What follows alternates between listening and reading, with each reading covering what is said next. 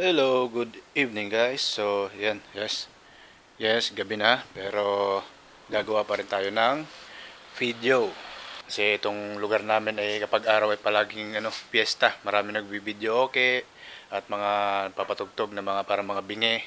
Kaya makaka-copyright tayo, kaya hindi muna tayo nakakapaggawa ng video sa umaga. So, gabi na lang tayo gagawa ng video. So, ngayon, magdi-DIY lang ulit tayo. Yan. Magpapalit tayo ng air filter. So yun nga, magpapalit tayo ng air filter ngayon. Kasi nung last time na chinek namin ito ay nakita namin na madumi na ang air filter niya, maitim na. So second hand lang kasi natin nakuha ito, kaya di ko rin alam kung kailan pa last time yung pagpapalit niya ng air filter or talagang yung stock pa ang nakakabit dito. So ang kailangan lang natin ngayon ay screwdriver. So madali lang siyang buksan. Ayan, kasi pagka angat nyo ng upuan, nandito lang siya kagad sa ilalim. Mayroon lang siyang apat na screws. Hindi katulad nung previous na motor natin, yung naunang motor natin na maraming baklasin. Kailangan tanggalin upuan, U-box at kung ano-ano pa dito kasi nasa ilalim siya.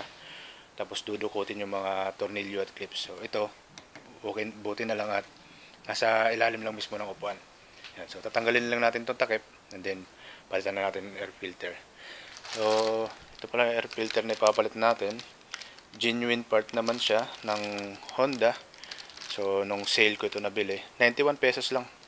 So mas mura siya kaysa nung sa Suzuki na yung last na natin sa dati natin motor. Parang 300 plus yata yun yung isa. So ito mura lang siya. So okay, buksan na muna natin ito. So tanggalin lang natin apat na screws sa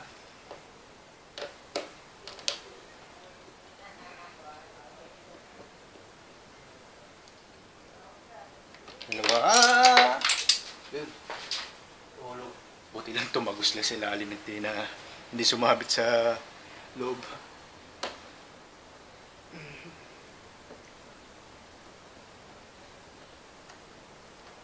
Tatlo.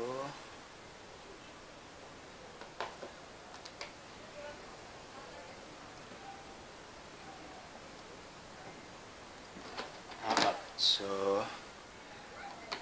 ayan, yan lang kagad ang yan lang kabilis tanggalin ng kanyang takip. So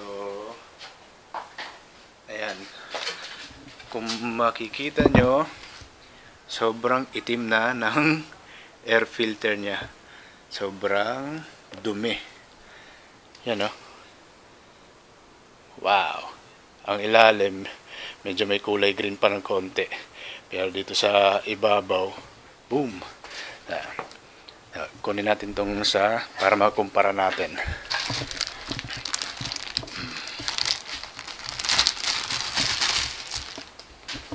Yan. O diba? Layo ng diferensya. Yan yung likod. Tapos dito. Yan. So, ganun lang siya kadali. So, lalagay lang din natin to dito. Yan.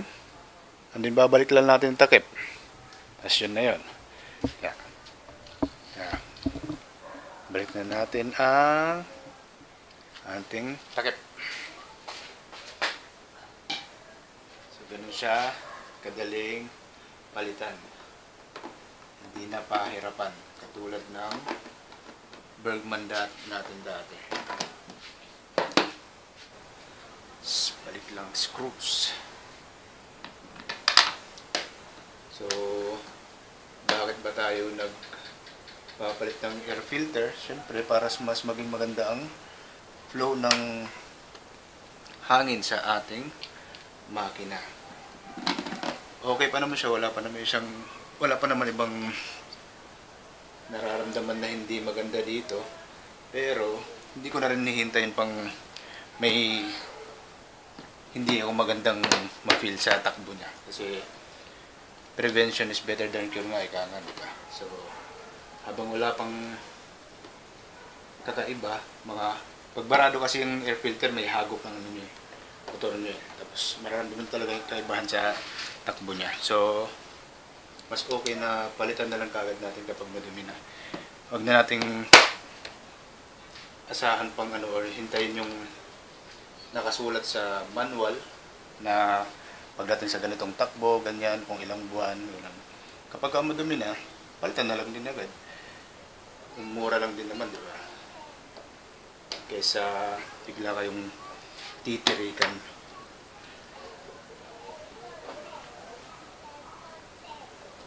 So yun. Yun lang yun. Tapos na kaagad ang ating video na pagpapalit ng air filter. Alright, so sa pala, Honda Supra GTR pala itong motor natin. So sobrang dali niyang palitan ng air filter. So okay, yun lang po yun guys. Thank you sa panonood. Hanggang sa susunod ulit na video. Bye!